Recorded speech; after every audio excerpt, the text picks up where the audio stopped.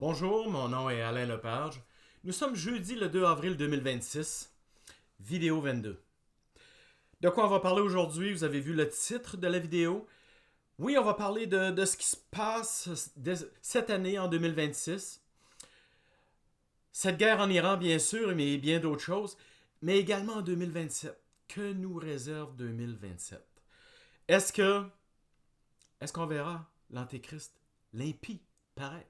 J'ai des choses à vous dire à ce sujet-là, des informations. OK? Et concernant l'enlèvement, on en parlera également un peu. Un peu. Pas beaucoup, mais quand même, on va dire ce qu'il faut, le principal. Concernant ce qui va être dit aujourd'hui, la parole de Dieu est très claire. Il faut vérifier, confirmer tout ce qu'on entend par la parole de Dieu. Ou encore, quand c'est des choses qui touchent l'actualité, comme je vais faire aujourd'hui, il faut les vérifier dans l'actualité également. OK? 1 Corinthiens 13, verset 9 est clair. On connaît et on prophétise de façon imparfaite et partielle. Donc, il faut faire très attention à ce qu'on entend et à ce qu'on dit. Le message d'aujourd'hui, plusieurs personnes vont dire il est difficile à entendre. Dans un sens, je suis d'accord, c'est vrai. Mais il est important de le connaître. S'il vous plaît, restez là et écoutez. Savoir, de toute façon, savoir est toujours préférable à l'ignorance. On le sait. Ah, Salomon nous a donné un proverbe dans le chapitre 13, verset 16. Tout homme bien avisé, bien informé, agira avec connaissance. C'est pour ça que Dieu, dans sa parole, nous annonce tout d'avance dans les prophéties bibliques. Quand il nous annonce d'avance depuis des millénaires ce qu'on vit là en ce moment, il a 4 buts. Ça permet 4 choses, savoir d'avance. En fait, ça permet premièrement d'anticiper les événements. Anticiper les événements, ça permet de dissiper l'effet de surprise afin de mieux réagir, de mieux agir. Deuxièmement, ça fortifie notre foi. En effet, si Dieu nous annonce depuis des millénaires d'avance ce qu'on vit là, c'est donc dire que Dieu est vraiment en contrôle. Et au lieu d'ébranler notre foi, savoir d'avance, ça solidifie notre foi. Troisièmement, savoir d'avance, oui, il y a une espèce d'insécurité parfois, mais ça amène espoir et espérance. Christ l'a bien dit. Dans Luc 21, verset 28, il a dit ceci, en parlant des événements actuels. D'avance, il avait annoncé des choses. Quand ces choses commenceront à arriver, redressez-vous, levez la tête, car votre délivrance est proche. Que c'est vrai. On a hâte. On a hâte. Et quatrièmement, je crois que, selon moi, c'est la chose la plus importante parce que il faut se préparer. Donc, se préparer à sa venue est très important. Savoir d'avance nous met en garde, nous avise que le temps est court. C'est important de se mettre en ordre avec Dieu. Pierre le dit dans 2 Pierre 3, versets 10 et 11. Le jour du Seigneur viendra comme un voleur. Quelles ne doivent pas être la sainteté de votre conduite et de votre piété. Il a raison, Pierre. Jean a dit dans 1 Jean 3, verset 3, quiconque a cette espérance en lui, la venue de Christ, se purifie comme lui-même est pur. En fait, se repentir garantit notre pureté, notre sainteté, notre sanctification, afin d'être prêt. Oui, c'est vrai, des temps difficiles sont devant nous, ils approchent, à un point tel. Le prophète Daniel, dans l'Ancien Testament, a vu d'avance certaines choses concernant les temps actuels. Il a trouvé ça tellement grave qu'il a dit ceci dans le chapitre 12, verset 1. Ce sera une époque de détresse telle qu'il n'y en a point eu de semblable depuis que les nations existent. Hey, c'est du sérieux, là. La parole de Dieu parle de cette période-ci, ce qui nous attend, en le nommant de différentes façons. C'est parfois appelé le jour de l'Éternel, le jour du Seigneur, mais également c'est le jour de la vengeance de l'Éternel, de la colère de Dieu, ou le temps du jugement des nations. Oh que oui, oh que oui. Dieu est en train de passer un message aux nations. En fait, il y a des prophètes qui l'ont même appelé le jour grand et terrible de l'Éternel. Je veux qu'on regarde ensemble quelques paroles, rapidement, là, de prophètes de l'Ancien Testament, d'Isaïe à Malachie, qui ont parlé des temps actuels. Isaïe au chapitre 13, verset 9, en parlant des jours actuels. « Voici le jour de l'Éternel arrive, jour de colère et d'ardente fureur. » Chapitre 27, verset 2. « En ce jour-là, je marcherai contre le mal, je le consumerai, je punirai les méchants pour leur iniquité. » Ézéchiel a dit, en parlant du jour de l'Éternel au chapitre 30, « Le jour de l'Éternel sera le temps du jugement des nations. » C'est lui qui dit ça. Pourquoi le jour de l'Éternel? Osée l'explique très bien. Chapitre 4. « Parce qu'il n'y a point de vérité, point de miséricorde, il n'y a que mensonge, assassinat, vol, adultère. On use de violence, on commet meurtre sur meurtre. » Isaïe, de la part de Dieu, a dit ceci, au chapitre 66. « Ils ont fait ce qui est mal à mes yeux, ils ont choisi ce qui me déplaît. » Dieu dit à l'homme, par la bouche de Michée, « Je te frapperai par la souffrance à cause de tes péchés. » Isaïe a dit, au chapitre 26, « Lorsque tes jugements s'exercent sur la terre, les habitants du monde apprennent la justice. » Et oui. Osée a ajouté, au chapitre 5, le prophète Osée, « Je répandrai sur eux ma colère comme un torrent. » Écoutez ça. « Jusqu'à ce qu'ils s'avouent coupables et cherchent ma face. » C'est du sérieux, là. Dieu veut nous atteindre. Depuis des millénaires, il a utilisé de différentes façons. Et on le sait. Parfois, l'homme, dans son entêtement, s'examine, réfléchit, se remet en question seulement dans la souffrance. Okay? D'ailleurs, que demande l'Éternel? À chacun, à tout le monde. Je suis toujours dans les prophètes de l'Ancien Testament. Agé a dit ceci. « Considérez attentivement vos voies. » Sophonie a dit, au chapitre 2, « Entrez en vous-même, examinez-vous, avant que le décret s'exécute, avant que le jour de la colère de l'Éternel fonde sur vous. Recherchez l'humilité, peut-être serez-vous épargnés au jour de la colère de l'Éternel. » Ésaïe a même dit, au chapitre 55, « Cherchez l'Éternel pendant qu'il se trouve, que le méchant abandonne sa voie, qu'il retourne à l'Éternel qui aura pitié de lui. » Au chapitre 45, « Tournez-vous vers moi et vous serez sauvés. Voilà ce que Dieu veut. » En fait, Dieu, c'est pas compliqué. C'est écrit dans sa parole. « Je mets devant toi la vie, la mort, et je te demande de choisir la vie, afin que tu vives. » Après cette vie-ci, on a une destinée éternelle. Après cette vie-ci, il y a soit le royaume de Dieu qui nous attend ou un lieu épouvantable, réservé à Satan et à tous ceux qui sont esclaves du diable. Il y a juste Christ qui peut nous sauver. C'est ce que veut dire le salut en Jésus-Christ. Il n'y a que Christ qui peut nous sauver de ce lieu-là. Nos péchés, notre mal, quand on dit oui à l'ennemi, nous rend esclaves de lui, ok? Mais nous fait mériter la mort en ce lieu. Mais Christ est mort à notre place. Et il nous a dit de nous repentir. Ça a été les premières paroles de son ministère. Repentez-vous, le royaume des cieux est proche.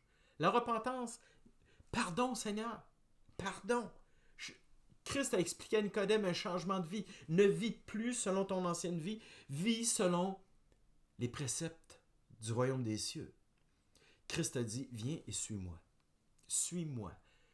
Renonce à toi-même, obéis à cette vie de sainteté, de pureté, absence de péché, sinon repentance, c'est tout.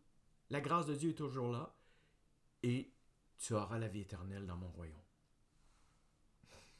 La parole est très, très, très claire. Écoutez bien ça. Les hommes n'auront aucune excuse pour leur péché. Jésus l'a dit dans Jean 15, verset 22. Écoutez ça. Jésus a dit, « Si je n'étais pas venu et que je ne leur eusse point parlé, ils n'auraient pas de péché. Mais, maintenant que je suis venu et que j'ai parlé, ils n'ont aucune excuse pour leur péché. » Il n'y aura pas d'excuse. Il n'y aura même pas d'explication possible. OK? On n'a pas d'excuse. Il n'y a pas un être humain sur Terre qui a une excuse. Qui n'a pas entendu parler de Christ? Qui? Avec Internet, avec les téléphones intelligents, il y en a partout, partout, partout. OK? Chacun doit entrer en lui-même et s'examiner. À la lumière de ce que Dieu veut. De ce qu'il dit afin qu'on soit heureux. Il est le créateur même du bonheur. Demandons-lui comment être heureux. Et face à ce qui approche, aujourd'hui on va parler de l'année 2026-27, mais ça continue après là, le chaos, les difficultés. La parole conseille ceci, pour se préparer, la prière. Pierre a dit dans 1 Pierre, chapitre 4, verset 7, « La fin de toute chose est proche. Soyez donc sages et vigilants pour faire quoi? Pour vaquer à la prière. » Hey, Jésus lui-même a dit dans Luc 21, verset 36, il parlait des temps actuels, là.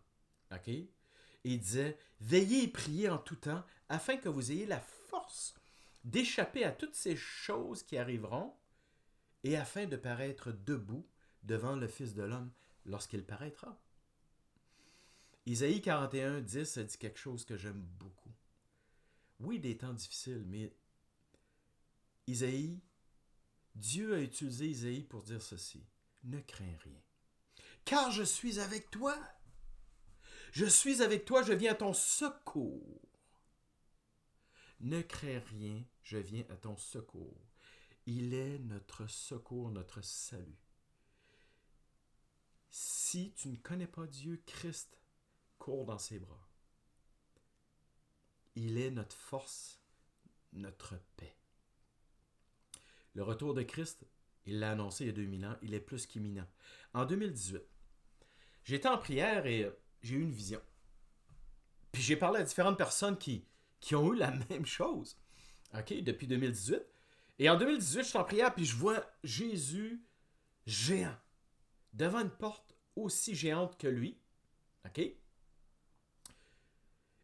Et je le vois avec, on dit souvent, Jésus approche, approche. Non, il avait la main sur la poignée de porte.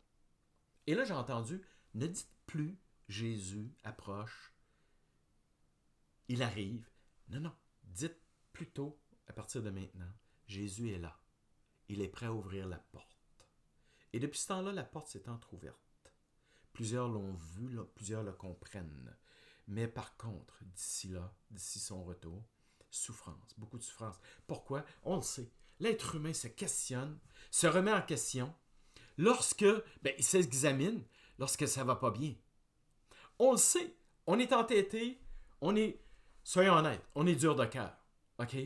Mais les souffrances sont permises par Dieu pour notre bien parce qu'il sait que beaucoup vont faire une introspection et se repentir, se convertir, afin de ne pas aller là, dans l'enfer, comme je disais tout à l'heure, mais dire, Seigneur, au secours, sauve-moi de moi-même et sauve-moi de ce lieu. Job 36, 15 parle de la tristesse de la vie lorsque c'est pas facile, des choses qui sont devant nous. Ça dit ceci, Dieu sauve le malheureux dans sa misère, car c'est par la souffrance que Dieu l'avertit. C'est très vrai. Paul dit dans 2 Corinthiens 7, verset 10, « La tristesse selon Dieu produit une repentance qui conduit au salut, qu'on ne regrette jamais. » Et ça, c'est vrai. Hein?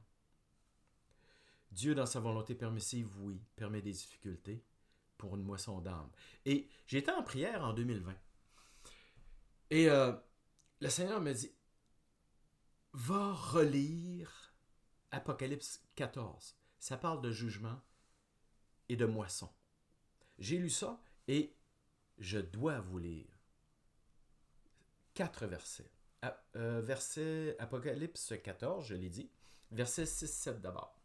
Je vis un ange qui volait par le milieu du ciel. Ça, c'est Jean qui a eu une vision des temps de la fin. OK? C'est où, là? Oui, OK. Je vis un ange qui volait par le milieu du ciel, ayant un évangile éternel pour l'annoncer aux habitants de la terre. Il disait d'une voix forte, « Craignez Dieu, l'heure de son jugement est venue. » Un peu plus loin, verset 15-16. Un autre ange cria d'une voix forte à un homme qui était sur la nuée, « Lance ta faucille et moissonne. L'heure de moissonner est venue. La moisson de la terre est mûre. » Au verset 16, ça dit, « Et la terre fut moissonnée. » J'ai dit, « Seigneur, pourquoi tu me demandes de relire ça, ces versets-là? » Il me dit, « Soyez, dans les temps actuels, en 2020, là, quand le chaos, ça a commencé dans ce coin-là, hein? Il m'a dit, « Soyez au diapason de ce qui se fait dans les cieux. Annoncez qu'il y a un jugement et annoncez la bonne nouvelle du salut en Jésus-Christ. » En Jésus-Christ. Romains 10-14 le dit. Comment croiront-ils s'ils n'entendent pas, si nous ne parlons pas? Nous sommes à Christ pour ceux qui le sont, parce qu'un jour on a entendu. Et on a écouté aussi, là. Hein? Et on a obéi. Ce qui attend ce monde, c'est un chaos mondial, orchestré, créé, mis en place par des élites sataniques, ça va de soi, à la solde de Satan. Leur principe, pour fonctionner, moi j'appelle ça le principe satanique, ordo ab chaos. On crée un chaos immense pour amener de l'ordre. En fait, c'est le principe ordo ab chaos pour comprendre chacun des gestes et des paroles qu'on voit. Orchestrés, faire à travers la planète par des personnes d'importance. OK? Des dirigeants de pays, etc. Ordo ab chaos, c'est pas compliqué. Ils font et disent ce qu'il faut pour créer un chaos mondial. Leur but, c'est quoi? D'amener 3 choses. Ils veulent contrôler la planète, tous les humains. Alors, premièrement, un gouvernement mondial, ce qu'ils appellent un nouvel ordre mondial pour contrôler tout le monde. Un gouvernement qui contrôle tout le monde, tous les pays. OK? Deuxièmement, une religion mondiale. Une religion mondiale, la religion a toujours mené le monde, OK? Beaucoup plus qu'on pense. Ils le savent. Et à la tête de tout ça, un leader messianique mondial qui sera le pire tyran que la Terre aura connu. Ce sera affreux. La parole en parle. Puis en prime, ben c'est une drôle de façon de le dire, ils veulent et feront tout ce qu'il faut pour amener la mort d'un maximum de personnes. Leur motivation? Une haine profonde et intense que Satan leur donne à ces satanistes-là. Une haine contre Dieu, Christ, les chrétiens et le peuple juif, le peuple élu de Dieu. Acte 4, 26, verset 26. Les rois de la terre se sont soulevés. Les princes se sont ligués contre le Seigneur et contre son oint. Apocalypse 17, 13. Ils ont un même dessein. Ils ont donné leur puissance et leur autorité à la bête. Elle approche, la bête. À partir d'ici, elle agit déjà dans l'ombre, de toute façon. OK? L'esprit d'Antéchrist et tout, là. À partir d'ici, là, on va parler de différents... Je vais donner des informations au sujet de différents événements qui approchent, qui ont déjà commencé d'ailleurs. Afin de se préparer, on l'a dit. Premièrement, est-ce qu'il y aura une persécution qui va augmenter? Oh que oui. Oh que oui, ça va augmenter en 2026-27. Ils ont déjà signé des lois pour restreindre, même interdire tout discours contre l'avortement, le mouvement LGBTQ, le mouvement transgenre, OK? Même des lois qui vont interdire des discours publics où en mentionnant, en faisant référence à la Bible et à des versets de la Bible. Au Canada, ça a été voté très récemment, la loi C9. Il y aurait une loi semblable qui aurait été votée ou sur le point d'être votée en Finlande. Je n'ai pas pris d'informations à ce sujet-là. Là. Ça serait semblable. De toute façon, ça va être répandu à la grandeur de la planète. Et l'évangélisation dans les lieux publics sera également interdite. Avant de vous donner des détails sur ça, je vais vous dire quelque chose. Est-ce que vous avez eu connaissance, voyons, est-ce que vous avez eu connaissance de l'espèce d'armée de mercenaires que Donald Trump a mis en place aux États-Unis? Il s'appelait le mouvement, le groupe ICE, 3 lettres, I-C-E. En anglais, c'est Immigration and Customs Enforcement. En fait, en français, c'est Service d'immigration et douane. Bien oui, service d'immigration et douane avec une armée de mercenaires, des gens, je m'excuse, là, mais des gens carrément fous, là, okay? Des colosses pour la plupart, mais d'une haine, d'une agressivité inouïe, masquée jusque-là, des matraques, des mitraillettes, ok? Hey, ces gens-là ont matraqué, ont maltraité des personnes, ont tué des personnes, ok? On parle, ils en voulaient, ils couraient après les immigrants qui avaient même pas de dossier criminel, là. Non, non. Juste parce que leur papier n'était pas en règle ou quelque chose de genre. OK? Est-ce que ça justifiait ce qu'ils ont fait? 5-6 colosses tombés sur... frapper des femmes, maltraiter des enfants. Ils ont tué, je l'ai dit. Jusqu'à maintenant, ce que j'ai lu très récemment, ils ont réussi à emprisonner dans des camps, ils appellent ça des camps... pas de concentration, là, mais en tout cas, ils sont rendus à 73 000 personnes. Les conditions de vie sont tellement affreuses. Les soins médicaux sont tellement épouvantables. Jusqu'à maintenant, il y a plus de 30 personnes de décédées dans ces camps-là. Pas besoin de vous dire qu'ils se font maltraiter. Ce qu'on a vu à la télé, là, des gens maltraités, là, des gens qui ne voulaient même pas être agressifs, ils voulaient simplement poser des questions ou dire « Attends un instant, je comprends pas, qu'est-ce que vous voulez faire? » Ils se faisaient matraquer, maltraiter. Là, je vais vous parler de quelque chose concernant les interdictions par rapport à l'Évangile et tout. Il y a un monsieur, Ryan Swigler, j'espère que je le dis comme il faut, un monsieur qui vit en Afrique du Sud. Ce monsieur-là, jusqu'en 2023, était un dirigeant d'une importante église satanique en Afrique du Sud. OK? En 2023. Ah, vous l'avez peut-être vu. C'est un monsieur quand même assez colosse. Est-ce qu'il est chauve?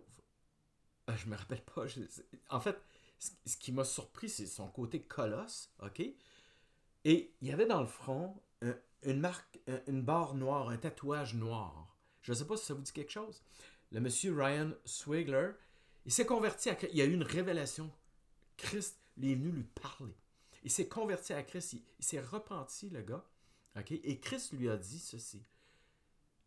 Parle du programme satanique que les satanistes vont mettre en place d'ici 2027. Ce que tu sais, ce que tu as lu, etc. Et voici ce qu'il dit. Premièrement, je vais vous donner 2-3 infos. 2027, il dit qu'ils vont mettre en place la religion mondiale. En fait, ils vont l'imposer, c'est pas compliqué. Okay? Voici comment ils vont procéder.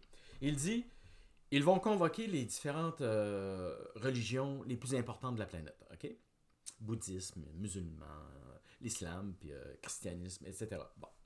En fait, ce qu'ils vont faire, pour chacune des religions, ils vont convoquer, inviter 20 leaders afin que ceux-ci s'expriment sur leur religion ainsi que sur leurs croyances. OK? Et en fait, lui, il disait, M. Swigler, il dit, ils savent déjà, c'est grave là, ils savent déjà que les 20 leaders évangéliques ne s'entendront même pas entre eux. Et l'ONU a déjà préparé sa phrase qu'il va dire à ces gens-là. Il va dire, vous êtes la religion la plus divisée au monde. Tout est déjà prêt, tout est déjà orchestré. Vous êtes la religion la plus divisée au monde. Et M. Swigler a dit, à partir de ce moment-là, la chrétienté évangélique sera complètement écartée de la religion mondiale qu'il prépare. OK? Pire que ça, la chrétienté sera illégale, carrément illégale. Toute prêche de rue en lieu public, quoi que ce soit, sera carrément interdite. OK? De quelle façon ça va se faire en 2027, graduellement, je ne sais pas. Ça, il ne l'a pas dit. Une autre chose qu'il a dite. Ça, c'est un peu délicat. Je vais vous expliquer. Il dit, depuis que je suis chrétien, j'ai observé quelque chose. Premièrement, il a expliqué quelque chose, je vous le dis rapidement. Il dit, nous, là, Satan nous donnait des mandats. OK? Souvent, c'était nuit après nuit. Dans le monde spirituel, il n'a pas trop expliqué par contre. OK? Il disait, allez attaquer des églises, des chrétiens, des groupements de chrétiens, tout ça, afin de les diviser, de les monter les uns contre les autres.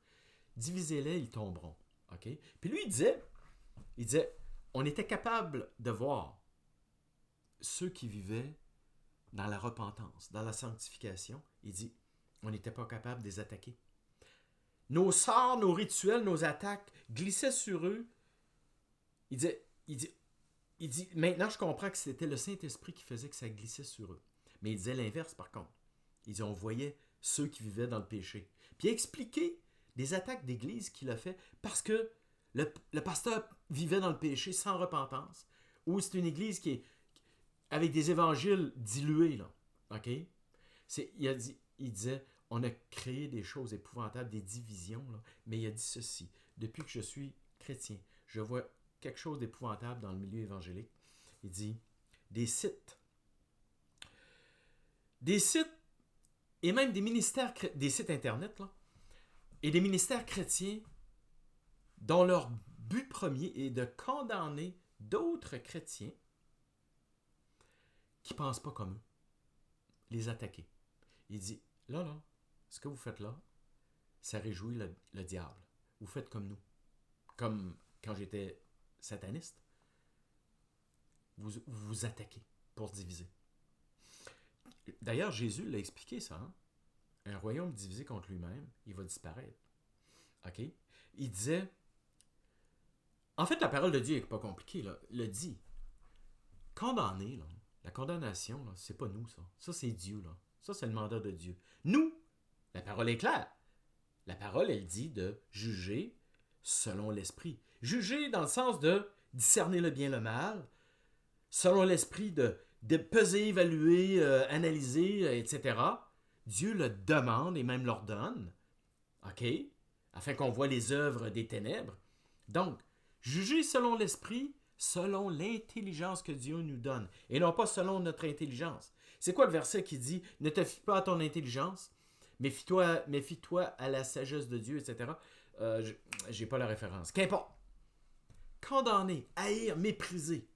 Condamner. Se condamner entre nous, ça... Non. En fait, on est supposé, quand on voit un frère dans l'erreur, on est supposé d'aller le voir, avec douceur, lui expliquer, le questionner, puis lui dire, avec douceur et amour, le remettre dans le droit chemin. OK? Et non pas condamnation. Ça, c'est Dieu. C'est Dieu, le seul qui condamnera, qui est autorisé à condamner ce monde. Et même l'Église. OK? Notre combat n'est pas contre la chair. Il doit être contre les démons.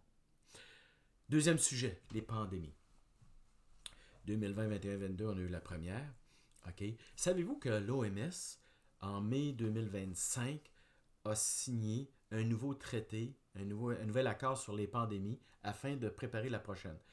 C'est du sérieux. Si vous avez lu ça, là, je vous dis qu'ils vont mettre les pays, les gens au pas, ça va être du solide. C'était rien la première pandémie. OK? Ils ont même pratiqué l'automne passé, 2025. Ils ont pratiqué également au début de 2026. OK? Est-ce que c'est pour bientôt? Vous rappelez-vous, ils ont pratiqué à l'automne 2019, puis pouf, début 2020, c'était démarré. Je ne sais pas, mais je vais vous dire quelque chose. Il y a un monsieur, Daniel Mastral, qui était aussi également un sataniste dans les années 90, mais lui un peu plus élevé que l'autre monsieur, là, OK? Dans la hiérarchie. Et lui, il a eu connaissance du programme un peu plus élaboré des satanistes, le programme qu'ils appliquent depuis 2020, 21, 22, 23, etc. On est dedans, OK? Lui s'est converti à Christ, puis c'est du sérieux, c'est du solide, là, OK? Et Christ lui a donné le même mandat. Dévoile tout ce que tu sais. Il l'a fait. Il a eu une vie très difficile, il a dû changer de nom. Sa femme et son garçon sont morts dans des circonstances un peu spéciales. Même lui, ils l'ont poursuivi, les satanistes. Ils ont réussi à le tuer en août 2024. Mais en 2024, il a dit ceci. Il dit, vous savez, la première pandémie, c'est Bill Gates qui l'a planifiée dès les années 90. Il dit, Bill Gates est un sataniste de très haut niveau. Il a tout préparé, les satanistes ont tout préparé dans les années 90 afin d'appliquer ça en 2020, 2021, 2022, etc. OK? Il dit, la première pandémie, c'était pour pratiquer. Le remède, là, je ne vais pas dire le mot, je l'ai déjà dit dans une autre vidéo, puis YouTube m'a supprimé ma vidéo. Le remède était fait pour tuer. Lui a dit, M. Mastral, que dans les années 90, quand il était sataniste, ils ont reçu déjà les antidotes. Puis il a dit quelque chose de pire encore. Il dit, la vraie pandémie, c'est la deuxième. Un mois avant de mourir, en août 24, il a dit ceci, il dit, je ne connais pas la date. En fait, il a quitté, entre guillemets, trop tôt, là, OK? Mais il dit, je sais que c'est dans pas long. OK? Dans pas longtemps. Et il a dit ceci. Dans les années 90, Bill Gates a pris les 7 pires pestes que l'humanité a pu connaître. Il a mis ça tout ensemble. Il dit, je ne sais pas comment il va répandre ça, mais il va répandre ça. En passant, concernant la guerre en Iran, il y a des spécialistes du terrorisme qui disent que on peut s'attendre de façon assez sérieuse, selon eux, à du terrorisme avec l'utilisation de bombes biologiques, des microbes. Est-ce que M. Bill Gates sera derrière ça? On verra. Mais toujours est-il, c'est que M. Mastral a dit ceci. Déjà dans les années 90, on a reçu tous les antidotes, les remèdes, là, OK, ils sont prêts, mais il a dit ceci. Ne les prenez absolument pas. Ne les prenez pas. OK? Lui, il dit, je ne sais pas s'ils vont fonctionner ou quoi que ce soit, mais vous ne touchez pas à ça. OK? Je l'ai dit, ils ont reçu à ce moment-là les antidotes. Eux. Ça marche? Là, on va parler de la guerre en Iran. C'est un gros morceau. On le sait, hein? Bon. Cette guerre-là était planifiée, ça faisait très longtemps, par les satanistes de ce monde. Ils veulent créer un chaos. Là, je vais vous expliquer des choses que beaucoup de monde qui suivent l'actualité, beaucoup de monde savent, mais il y en a plusieurs qui ne savent pas. Je vais peut-être vous apprendre des trucs. OK? Ça ralentira pas, là. Ben, ça ralentira pas. Ça arrêtera pas, à tout le moins. Ça va empirer jusqu'en 2027. OK? Ils sont en train de préparer un chaos monstre. Les satanistes, avec ce chaos-là, on le sait, c'est quoi? Ils veulent préparer l'entrée en jeu public du sauveur, du leader, de l'antéchrist, de l'impie. OK? Monsieur Donald Trump, en fait, mot d'ordre, faites des réserves. Je vais vous dire pourquoi. Bon, Monsieur Trump, quand il a commencé sa guerre, il n'a pas consulté personne, mais il savait très bien que le détroit d'Ormuz, je ne sais pas comment le dire, serait bloqué. Ses généraux lui avaient dit. OK? Il a consulté personne, il a écouté personne, mais c'est voulu. Je ne sais pas si ça vous fâche, mais désolé de vous fâcher. Donald Trump est un sataniste de très très très haut niveau. C'est un des acteurs sataniques les plus actifs sur la planète pour installer le chaos mondial qui va permettre l'arrivée de l'Antéchrist puis de tout ce qu'il y a autour. OK? Il savait. On dit parfois que c'est une pièce de théâtre. C'est pas une pièce de théâtre. C'est complètement affreux. C'est un plan diabolique. OK? Les navires sont bloqués. Il y a des milliers de navires qui sont bloqués. Une crise du pétrole est déjà commencée. Des pénuries de pétrole. Des prix de pétrole complètement fous nous attendent. OK? C'est tout orchestré. C'est tout prêt, ça, là. OK? En fait, ils veulent quoi? Un effondrement économique mondial, une crise humanitaire mondiale. OK? Des inflations, je vais le dire comme ça, des rationnements à cause de pénuries, des pénuries alimentaires, des pénuries de médicaments, des pénuries... Dans le détroit d'Ormuz transite 50% des engrais mondiaux. OK? L'agriculture mondiale va être en problème tout à l'heure. C'est déjà commencé. OK? Il y a des pays où on est en pleine... les semences, c'est le temps de semer et engraisser les sols. Sont dans le trouble. Là. Et nous, après, il y aura des pénuries de denrées alimentaires. Il y aura des famines épouvantables. Ils le savent. Ils savent ce qu'ils font. Il y aura des décès, des morts incroyables. OK? Des nombres fous. Ils veulent un crash financier. Les dettes des pays vont devenir colossales. Elles vont exploser. C'est pas compliqué. Les spécialistes le savent. Attendez, je dois brancher mon ordinateur. OK? Je m'excuse avant que tout arrête. Je m'excuse vraiment, là. OK. Donc, marché boursier et la bourse vont s'effondrer. Les banques vont fermer. Tout est prêt. Ils sont prêts. Tous les prétextes seront bons. Les taux d'intérêt sont déjà en train d'augmenter. Il y aura des faillites de commerce. Il y aura des pertes d'emploi. Tout va augmenter. L'anxiété et la peur.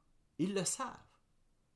L'anxiété et la peur, oui, ça rend tout le monde nerveux, mais après ça, tu rends les personnes très, très, très dociles. Tu peux leur faire tout ce que tu veux. Quand cet antéchrist-là, ce leader-là, avec sa séduction, ses solutions va arriver, les gens vont être prêts. Ils vont être prêts, ils vont le désirer. OK? Et malheureusement, toute cette anxiété-là, cette peur-là va créer des conflits. Jésus nous l'a dit en parlant des temps actuels. Il a dit, viendra un temps où l'iniquité va être tellement énorme sur terre que l'amour du plus grand nombre va diminuer. Ça va être affreux tout à l'heure. Il a expliqué des familles divisées, les gens qui vont se trahir les uns les autres. Et les spécialistes le disent, vont-ils utiliser la bombe nucléaire? S'ils ne l'utilisent pas, vont-ils utiliser des bombes de haut niveau contre des centrales électriques nucléaires en Iran qui sont là pour produire l'électricité? Je ne sais pas si ça s'est fait. Ça fait quelques jours, j'ai pas eu la chance, pour toutes sortes de raisons, j'ai pas suivi l'actualité du côté de l'Iran. Là. OK? Ben, j'ai comme entendu entre les branches qu'il aurait fait exploser une centrale nucléaire, mais l'OMS est très préoccupé. Là. La radioactivité va se répandre partout. Là. Et s'il y a des bombes biologiques qui sont utilisées dues au terrorisme, est-ce que M. Gates sera derrière ça avec ces 7 pestes épouvantables? L'OMS se questionne sur la radioactivité qui peut se répandre ou les microbes. Ils attendent un désastre écologique. Qu'il soit réel ou pas, ils sont capables de nous faire croire qu'il y en a un de toute façon. On ne voit pas ça de la radioactivité. Hein? Un désastre écologique au niveau du sol, de l'air et de l'eau. La chaîne alimentaire va être affectée. Ils attendent des millions de morts. Je pourrais même dire qu'ils désirent des millions de morts. Y aura-t-il le fameux remède numéro 2? Là? OK?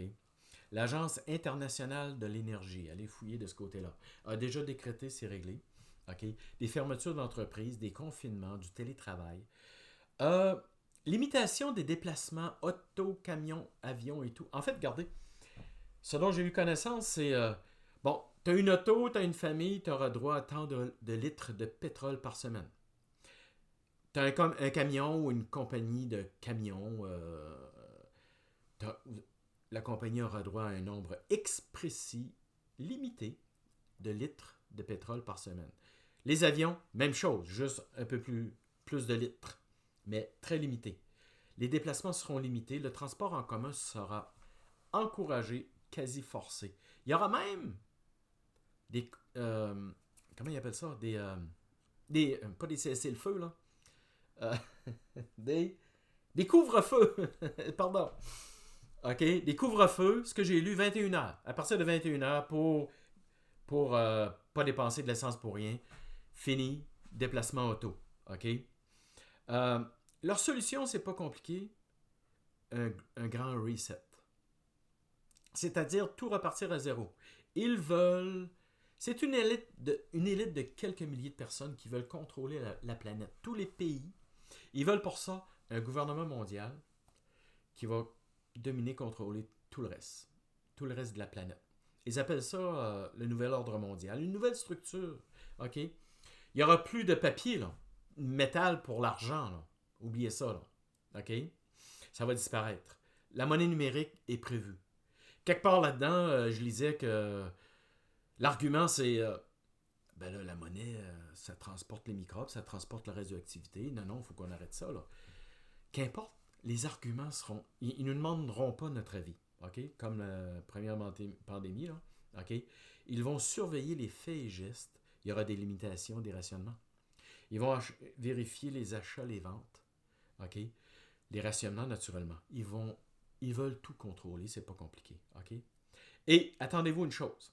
Cette guerre-là, à cause de l'endroit où elle se trouve, Moyen-Orient, sera le prétexte, beaucoup de personnes en parlent, le prétexte parfait pour faire exploser le monde du temple à Jérusalem. Vous savez, l'esplanade des mosquées, là. La mosquée Al-Aqsa, vous avez aussi le dôme du rocher. Ils vont faire exploser ça, OK? Deux bâtiments de l'islam. Ils vont faire le ménage rapidement. Si ça se déroule cette année, ils vont faire le ménage rapidement et ils vont construire le troisième temple. Ça va être très rapide. Les plans sont prêts, même les pierres sont taillées, tout est prêt.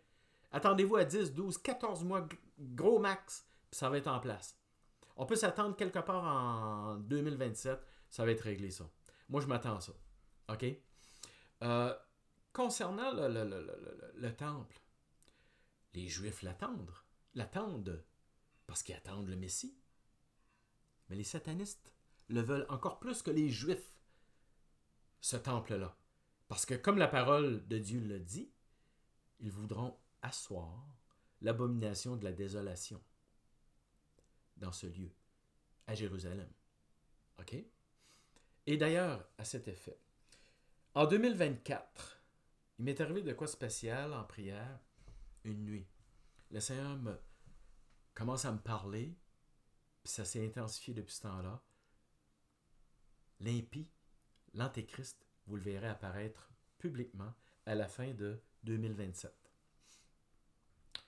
J'ai mis ça de côté, j'en ai pas parlé à personne. À ma surprise, au début de 2025, j'ai commencé à voir des vidéos de rabbins juifs dire que eux attendent le Messie, leur Messie qui attendent encore, au plus tard, le 1-2 octobre 2027. Et c'est exactement le mois que je voyais dans ma tête en 2024. Encore cette année, début 2026, j'ai vu des vidéos des rabbins dire on attend le Messie au plus tard, le 1-2 octobre 2027. Est-ce que ça aura lieu? Je ne sais pas. Attendons. OK? Mais on va parler tout à l'heure. Qu'est-ce qui va se passer quand lui va arriver, là? OK? En tout cas, les humains, comme j'ai dit tout à l'heure, le voudront désespérément, tellement le chaos va être épouvantable. En fait, c'est pas compliqué. Les gens vont être épuisés, exaspérés. Trouvez-nous un sauveur, trouvez-nous des solutions, ça n'a aucun sens. En fait, la planète se fera tromper. C'est écrit. Regardez, je vous lis. Attendez. Apocalypse 13, verset 8. Tous les habitants de la terre l'adoreront. C'est lui qui va venir, là. Ce Messie-là. Hey, c'est pas rien, là. Tous les habitants de la terre l'adoreront. Ceux dont le nom n'a pas été écrit dès la fondation du monde, dans le livre de l'agneau, dans le livre de Christ, qui a été immolé. Ce sont eux qui vont l'accueillir, l'adorer. Qu'est-ce que vous attendez pour donner votre vie à Christ, vous convertir à Christ? Ne tombez pas entre les griffes de ce système-là, de ces gens-là, de ce tyran-là qui approche. OK? Quand il va arriver, lui, là, j'ai de quoi vous parler, à vous partager. Quand lui, il va arriver, là, il va prétendre être le Messie juif. OK? Il va parler de paix et sécurité. On le sait, ça sera une fausse sécurité. Une fausse paix. Nous, on le sait, la parole de Dieu le dit. OK? Mais il va amener des lois universelles qui seront communes et obligatoires pour tout le monde sur la planète, qui seront acceptées par tout le monde. Et en fait, ces lois-là portent un nom, c'est les 7 lois universelles, les lois Noahide ou Noachide, je ne sais pas comment le prononcer. En fait, ça serait tiré du Talmud. Le Talmud, là, il n'y a rien de biblique dans ça. Là. C'est pas biblique le Talmud, c'est la Kabbale juive, la Kabbale satanique. OK? Désolé de choquer du monde, mais c'est vrai. Fouillez, s'il vous plaît. OK? Et Dieu aurait donné à Noé, après le déluge, les 7 lois universelles. Et eux veulent appliquer ça. Écoutez bien ça. En fait, ah oui, je vais vous dire quelque chose. En 1991, le président George Bush, père, vous savez le premier, là, a réussi à convaincre le Congrès américain d'adopter un projet de loi. Son projet de loi. OK?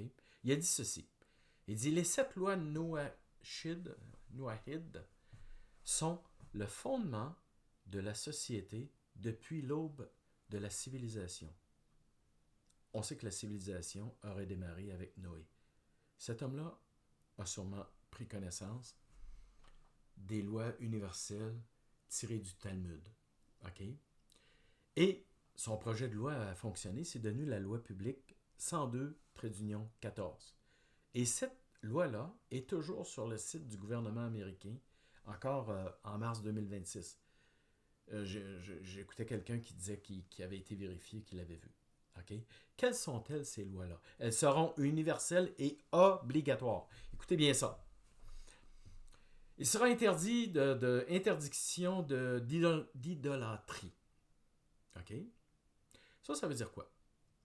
Les chrétiens qui vont dire, ouais, mais lui, là, ce Messie-là qui vient d'arriver, là, c'est pas lui le Messie, là. Le vrai Messie, c'est Jésus-Christ de Nazareth, là. Ça sera une contrevenir à cette première loi-là qui interdit l'idolâtrie. Les chrétiens qui vont dire ça, les personnes qui vont dire ça, seront accusés d'idolâtrie. Et savez-vous, c'est quoi la peine qui est décidée? La peine, c'est une peine capitale par décapitation. OK? C'est écrit, c'est décidé. Ils attendent le bon moment pour l'appliquer. Deuxième loi. Noachide, là. Interdiction de blasphème.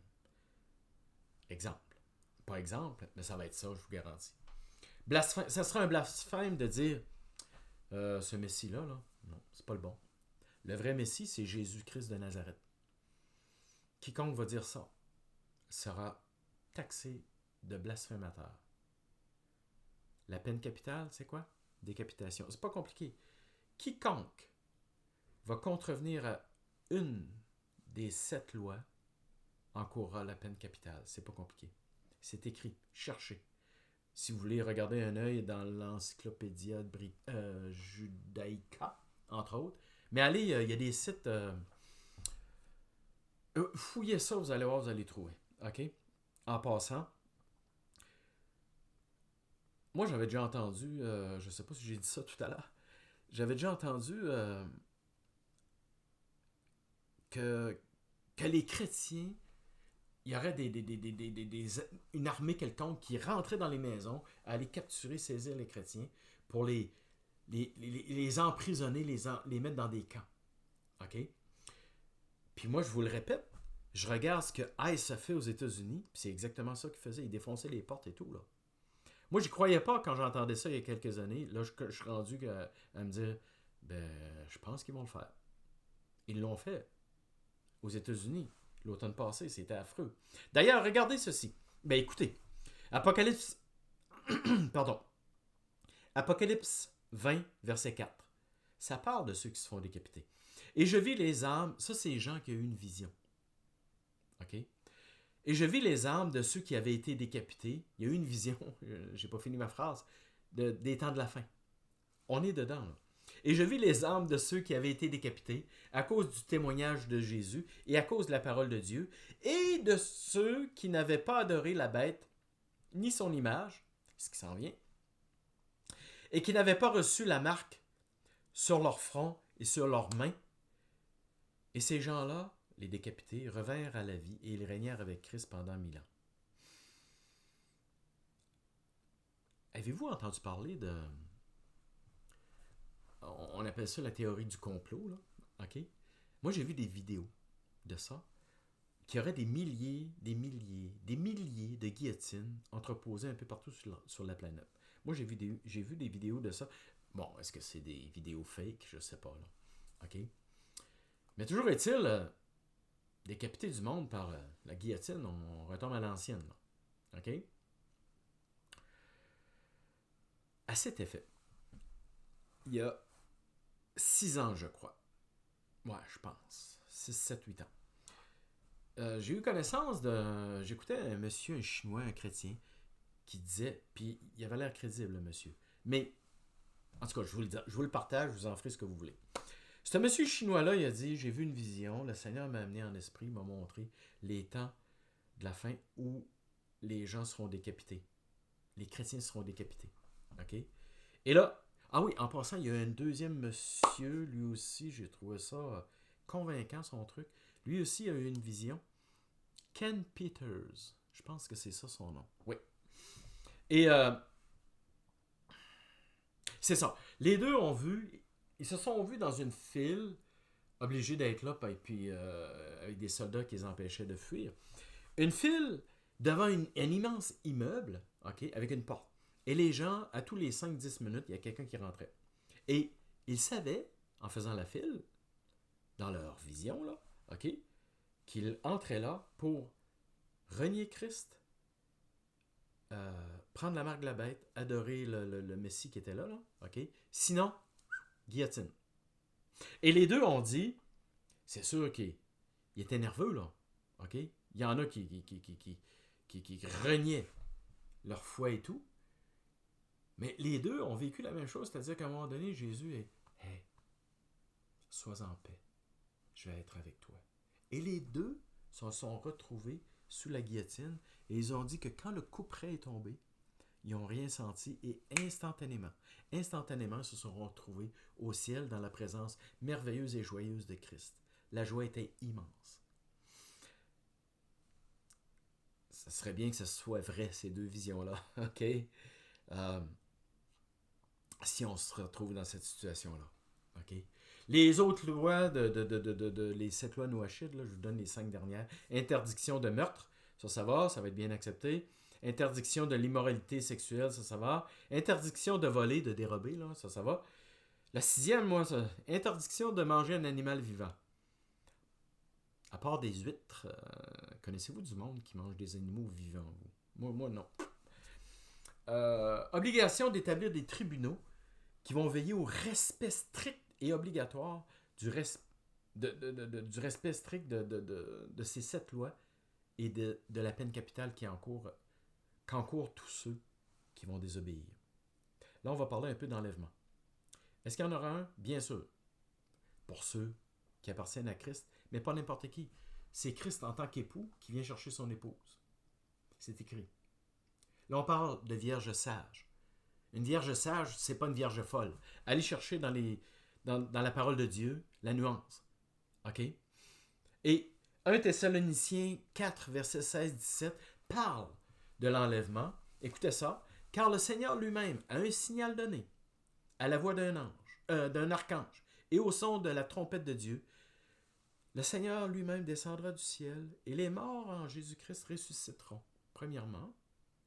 Ensuite, nous les vivants qui seront restés, nous serons tous ensemble enlevés avec eux sur des nuées. Je m'excuse. Jésus a dit dans Jean 14, verset 3, « Lorsque je m'en serai allé vers mon Père, chez mon Père, comme il disait, lorsque je m'en serai allé et que je vous aurai, préparé une place, je reviendrai et je vous prendrai avec moi, afin que, là où je suis, vous y soyez aussi. » En fait, Jésus parle d'un lieu, le ciel, où il nous prépare une place. Il va venir nous chercher pour nous amener là. Je m'excuse, je vais... Quand aura lieu cet enlèvement-là? Il y a bien des positions, mais majoritairement, il y a ceux qui disent que ça va être avant les tribulations. Il y a ceux qui disent non, ce sera au milieu. Il y a les autres qui disent ce sera à la fin. Moi, je n'embarque pas dans le débat aujourd'hui. Ce n'est pas le but de la vidéo aujourd'hui. Je vais simplement dire soyons prêts. Soyons une épouse parce que c'est un époux qui vient chercher son monde. OK? Une vierge sage. C'est du sérieux. Ce que je veux dire, par contre, si on n'est pas enlevé, les personnes qui ne seront pas enlevées, ou si l'enlèvement est à la fin des tribulations, OK? Il y a du monde qui vont vivre les tribulations, là. OK? Puis quand paraîtra l'Antéchrist, ce faux Messie-là, là, il va parler de paix et sécurité. OK? Sauf que la parole dit ceci, il y aura une ruine soudaine. 1 Thessaloniciens 5, verset 3, Paul a dit ceci, quand les hommes diront paix et sécurité, paix et sûreté, une ruine soudaine les surprendra.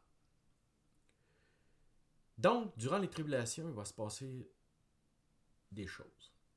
Apocalypse 13, je n'irai pas dans le détail, je vais simplement vous dire que, allez voir ça, Apocalypse chapitre 13, parle de la bête de la mer, la bête de la terre, qui vont faire la guerre aux saints pour les vaincre, et ils les vaincront. Et qu'est-ce qui va se passer? Comme les lois noachides le disent, est-ce qu'on peut s'attendre à ce que ceux qui vont renier Christ, non, ceux qui vont refuser de nier Christ, qui vont rejeter ce nouveau Messie-là qui va venir, bien, ils seront taxés d'idolâtres et de blasphémateurs. Ils vont encourir la peine de mort par décapitation. Mais la parole est claire. Il va venir un moment donné où la marque de la bête, pour pouvoir acheter ou vendre, adorer la bête, ça sera obligé, là. Une adoration qui est une allégeance au système de la bête. Ceux qui vont refuser la marque de la bête et d'adorer la bête, d'embarquer là-dedans, ils seront décapités.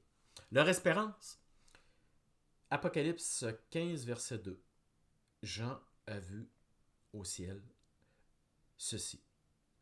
Je vis dans le ciel ceux qui avaient vaincu la bête, son nom et le nombre de son nom. Ils étaient debout sur une mer de verre. En passant, allez dans Apocalypse 4, verset 6. Vous allez voir que cette mer de verre-là est devant le trône de Dieu. OK? Donc, je reprends. Ils étaient debout sur une mer de verre, ayant des harpes de Dieu. OK? Donc, c'est l'espérance pour tenir ferme, avec courage et foi, devant cette obligation-là qui va être devant nous. Car, je veux appuyer, il ne faut pas prendre la marque de la bête. Je sais, ça va être la seule chose qui va nous permettre d'acheter. Tu as un commerce, ça va te permettre de vendre. Moi, j'entends des chrétiens dire, ben quoi, non, il n'y a rien là. Un instant. C'est donner allégeance au système de la bête. C'est dire oui à la bête. Apocalypse 14 décrit ce qui attend ces gens-là. Versets 9, 10, 11. Je vous lis ça. Si quelqu'un adore la bête et son image, et reçoit une marque sur son front ou sur sa main, qu'est-ce qui va lui arriver? Il boira du vin de la fureur de Dieu. Il sera tourmenté dans le feu et le soufre. Combien de temps? La fumée de leur tourment s'élèvera à perpétuité. Ils n'auront aucun repos, ni le jour, ni la nuit. On doit absolument avoir foi et courage, tenir tête. Dans Matthieu 6, verset 33, Jésus a dit ceci. C'est un encouragement, moi je trouve. Il a dit, face à nos besoins, là, le manger, le boire, le vêtement, il a dit ceci. Cherchez premièrement le royaume de Dieu et la justice de Dieu, et toutes ces choses. Il est en train de parler du manger, du boire et tout ça. Okay? Et toutes ces choses vous seront données par-dessus. Il a rajouté, ne vous inquiétez donc pas du lendemain. Au psaume 37, 7, il dit ceci, je vous le lis, c'est très beau, c'est très vrai. Demeure tranquille, appuyé sur l'Éternel et attends-toi à lui. Il est notre secours. On l'a lu tout à l'heure. Notre repos est en Christ. Je vais vous dire quelque chose, nous appartenons pas nous sommes pas de ce monde. Nous appartenons pas à ce monde. Pourquoi je dis ça? Parce que c'est sur ça que repose notre espérance. Je m'explique. Je vous lis 1 Corinthiens 15, verset 19. Si c'est dans cette vie seulement que nous espérons en Christ, nous sommes les plus malheureux de tous les hommes. Mais notre vraie espérance n'est pas là. Oui, la marche avec Christ commence. Mais la vraie espérance, c'est « Je serai enfin dans ton repos éternel, dans ton royaume, Seigneur Jésus. » C'est ce qu'on veut le plus. Okay? Donc, courage. Il faut avoir foi et courage pour se retrouver là, malgré ce qui approche. Je veux terminer en vous disant quelque chose. Je veux vous partager quelque chose qui m'attriste énormément. J'observe, j'entends, je lis beaucoup de haine et de mépris dans le corps de Christ envers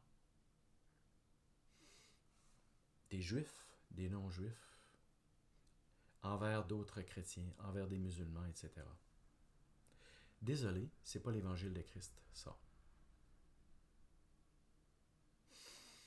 Là, je vais vous expliquer quelque chose. Si vous le savez, tant mieux. Vous allez être d'accord avec moi. La haine et le mépris contre quiconque n'est pas l'évangile de Christ. C'est pas compliqué. L'évangile de Christ, le mandat que Christ a donné à son Église, c'est quoi? Annoncer la bonne nouvelle de Jésus-Christ, le salut en Jésus-Christ.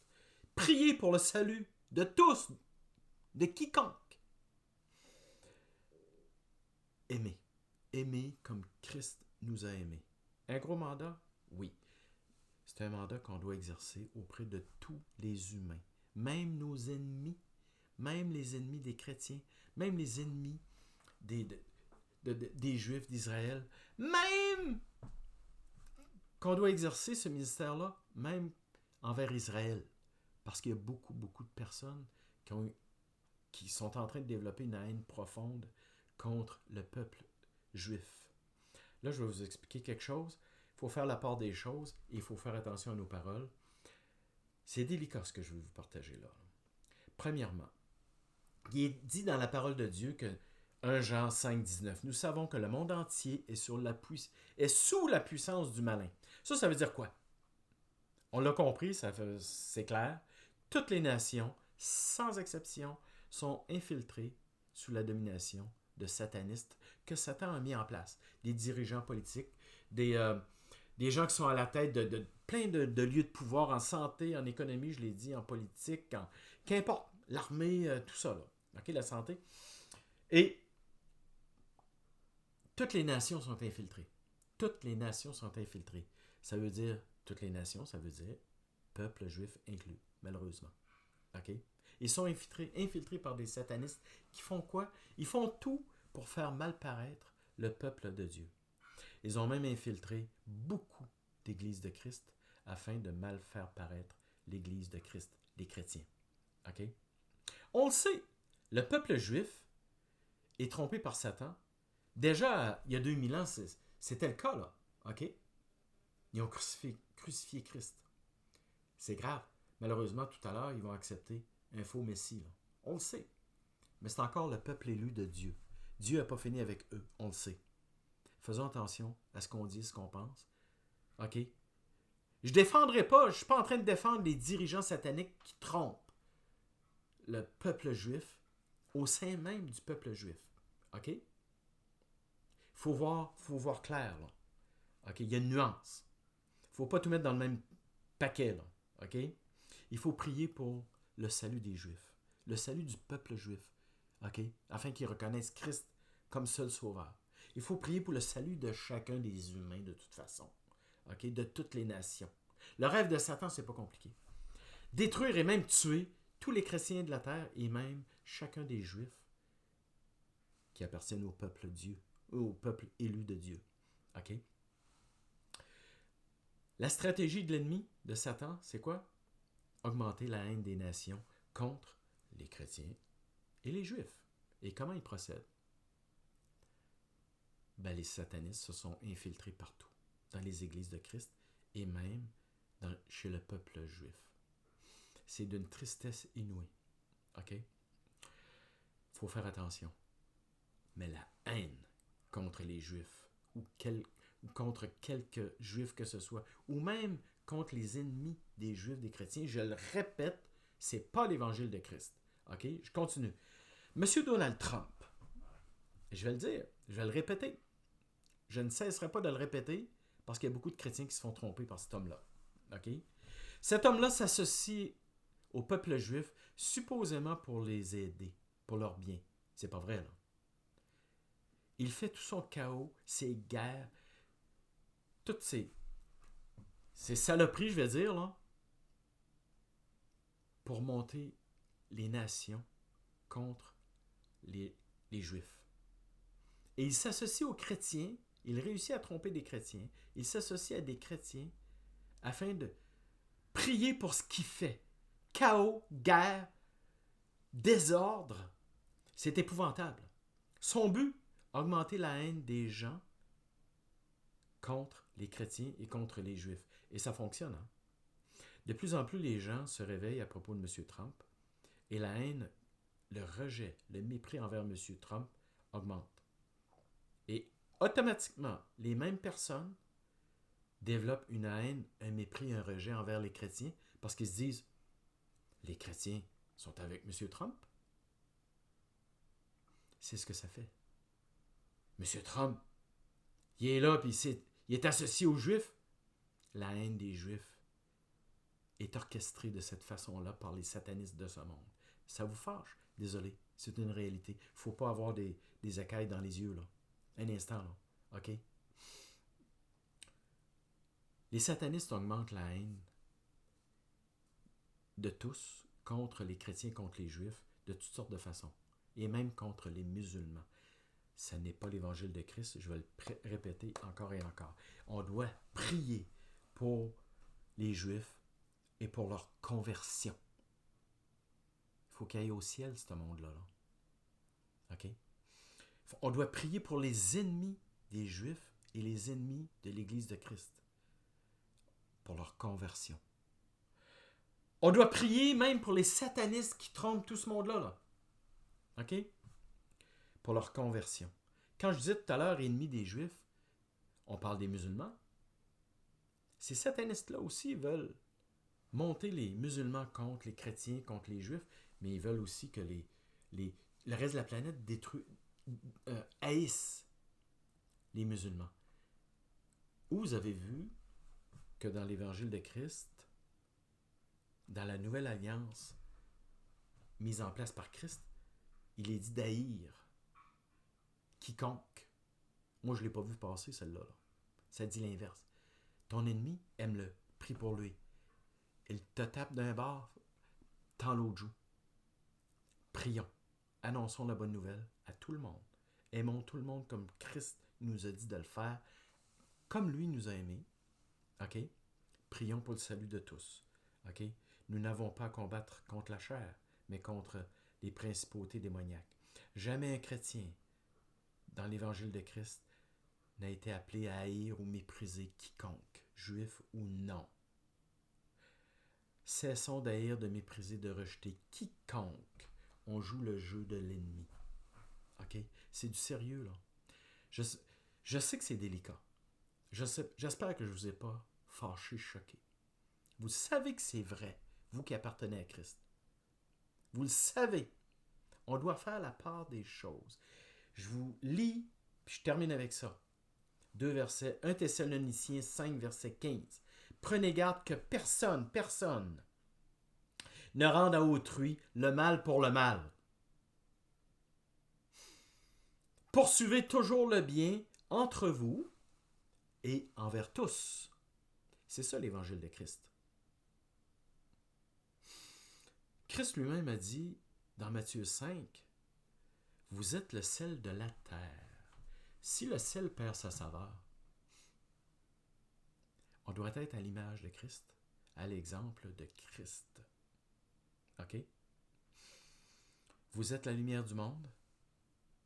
Que votre lumière luise devant les hommes, a dit Christ, afin qu'ils voient vos bonnes œuvres et qu'ils glorifient votre Père qui est dans les cieux. C'est du très sérieux. C'est un sujet délicat. Si vous pensez que je m'amuse, que j'ai dit... J'ai pas de plaisir à parler de ça, là. Je sais qu'il y en a qui vont mal le saisir, ce message-là. OK? Je m'attends à tout. Malheureusement, c'est vrai. L'évangile de Christ, vous le connaissez. Sinon, allez relire. Désolé. Je vais le dire et le répéter. Je vais le dire et le répéter. Annoncez l'évangile à tous, sans exception. Priez pour tous, pour qu'ils se convertissent sans exception. Aimez comme Christ a aimé, sans exception de quiconque. Désolé. OK? J'ai terminé. Que le Seigneur nous révèle sa vérité. Sa vérité. Pas celle de personne. Sa vérité qui nous révèle son vrai évangile. Seigneur, viens à notre secours. Viens à notre secours. On a tellement besoin. On a tellement besoin. Puis on va prier pour se préparer à ta venue. OK? Il ne faut pas manquer notre coup. OK? Je vous dis merci. À la prochaine.